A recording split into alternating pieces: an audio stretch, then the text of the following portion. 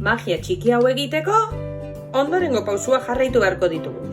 Sukaldeko papera hartu, erditik tolestu, eta hemen gainean rotulki beltz lodi batekin nahi deguna marraztuko dugu.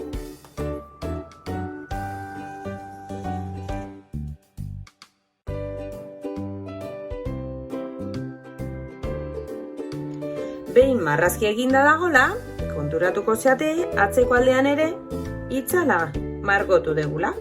Eta alde honi izango da kolore pixkat emango dioguna.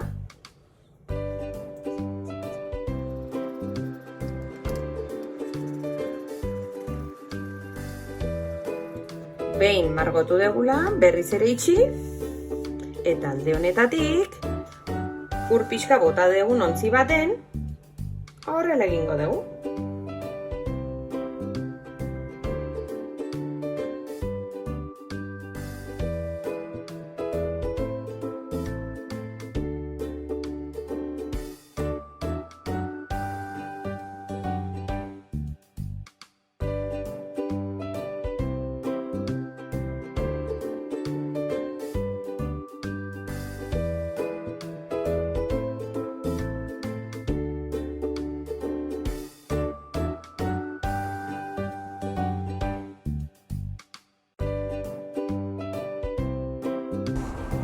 Ondo pasa eta hurrengora arte!